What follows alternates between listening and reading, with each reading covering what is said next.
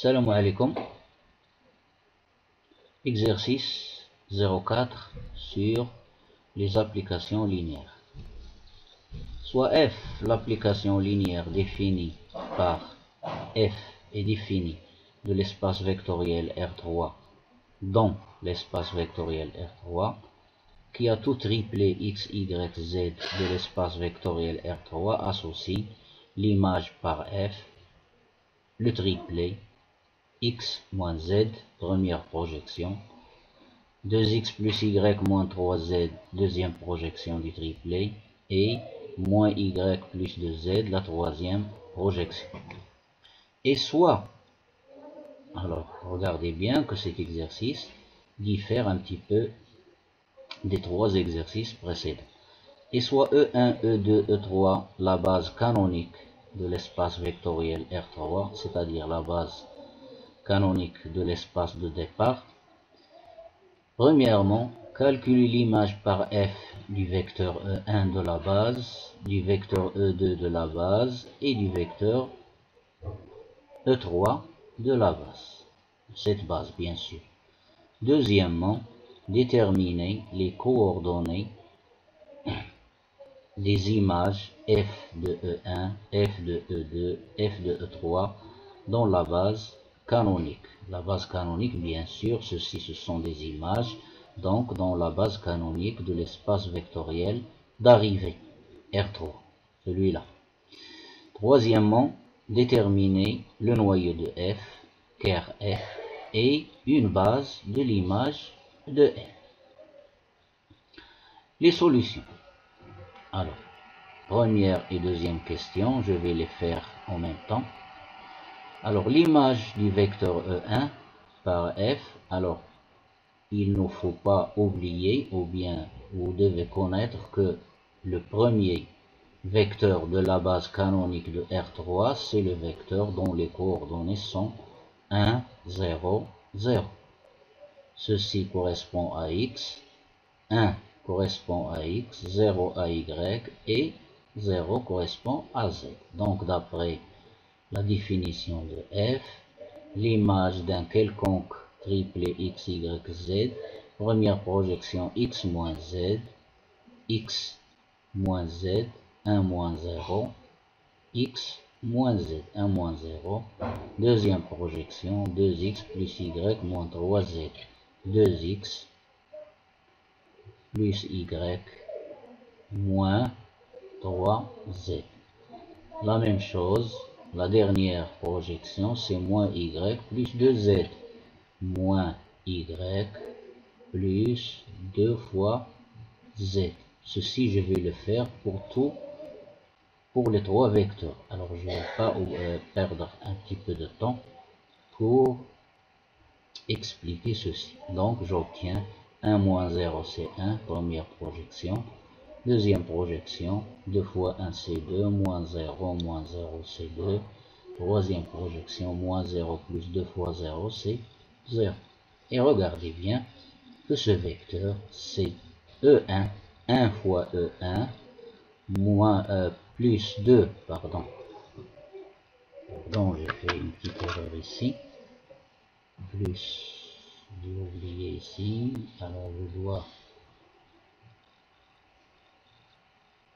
corriger ceci, plus 2, 1 fois E1, plus 2 fois E2, plus 0 fois E3, ça donne E1, plus 2 E2, plus 0 E3. Donc, regardez bien que l'image du vecteur E1 est égale le vecteur E1 plus 2 fois le vecteur E2. Et ceci, c'est dans la base canonique E1, E2, E3. Ici, il y a un 0. La même chose pour tous les autres vecteurs de la base. Le deuxième vecteur de la base, c'est 0, 1, 0. Je fais le même calcul. Je trouve 0, E1, plus 1 fois E2, moins 1 fois E3, ça me donne E2 moins E3, l'image du vecteur E2. L'image du vecteur E3, le vecteur E3 dans la base canonique de l'espace vectoriel R3, c'est 0, 0, 1, donc son image c'est là. Donc je trouve moins 1, moins 3, 2. Donc ça donne moins 1 fois E1, c'est-à-dire moins E1, moins 3 fois E2, moins 3 E2, plus 2 fois E3. Et ceci, ce sont les coordonnées du vecteur f de E3 dans la base canonique de l'espace vectoriel R3 d'arrivée E1, E2, E3. Passons maintenant à la troisième question. Alors, par définition, le ker, il est déjà connu. Je l'ai déjà rappelé dans les exercices précédents. Ker de f, ou bien le noyau de f, c'est l'ensemble des triplets x, y, z appartenant à R3, c'est-à-dire R3 départ, l'espace vectoriel de départ, tel que leurs images est égale le vecteur nul de l'espace d'arrivée, R3 arrive. Alors j'ai écrit ceci pour que les choses soient bien claires. Alors f de x, y, z égale 0, 0 signifie ou bien équivaut à un système qui contient trois équations avec trois inconnus dont le deuxième nombre est nul, 0, 0, 0. Ceci, j'ai déjà fait la même chose dans l'exercice précédent. Alors je ramène moins z dans le deuxième nombre, j'obtiens z égale à x. La deuxième équation, je vais remplacer z par x, j'obtiens 2x plus y moins 3x égale à 0. La troisième équation reste la même. Ceci, c'est une méthode très simple. Alors, il y a beaucoup de façons de calculer, de trouver le ker de f. Alors, maintenant, j'obtiens le système équivalent z égale à x. Alors ici, 2x moins 3x c'est moins x, plus y égale à 0. La troisième équation, 2z moins y égale à 0.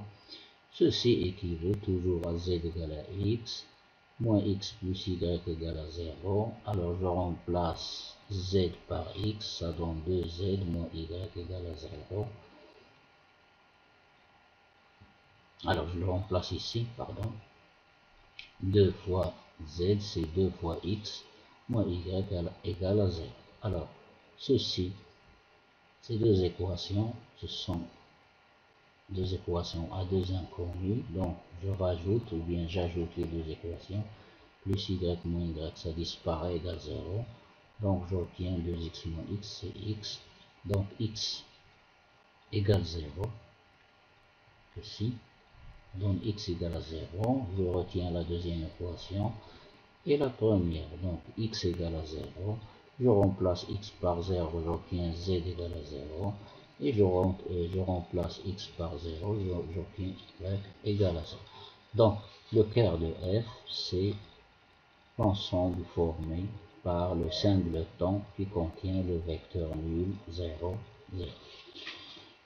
D'après une propriété très importante, vous devez la connaître, si le ker de f égale le vecteur nul, donc cela équivaut à dire que l'application linéaire f est injective. Donc, par implication, alors ici, ça doit être une équivalence, mais moi, je dois déduire.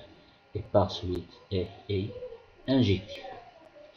Maintenant, je vous donne un théorème très important que vous devez ajouter à votre bibliothèque de connaissances. Alors, le théorème, il dit, soit f une application linéaire d'un espace vectoriel E vers un espace vectoriel F, tel que E et F, ils ont la même dimension, et cette dimension doit être finie. Par exemple, 2, 3, dimension 2, dimension 3, etc. Donc, les trois notions ici sont équivalentes. F injective équivaut à f surjective équivaut à f bijective. Donc je vais appliquer tout simplement ce théorème dans notre question. Alors, puisque f est injective, et la dimension de l'espace de départ qui est R3 égale 3 et la dimension de l'espace d'arrivée aussi qui est égal à 3 et 3 c'est un nombre fini, donc f injective implique f surjective ou bien équivaut à f est surjective. Puisque f est injective, donc f est surjective. Et puisque f est surjective, donc l'image de l'ensemble de départ qui est le vecteur R3, qui est l'espace vectoriel R3 est égal exactement à l'ensemble d'arrivée, c'est-à-dire l'espace vectoriel d'arrivée, c'est-à-dire R3. Et ceci équivaut à dire que l'image de l'application f de R3, c'est-à-dire l'image de f, est égale à l'espace d'arrivée R3. Et l'espace d'arrivée R3, il a pour base E1, E2, E3. Donc, j'ai fini cette question. Alors,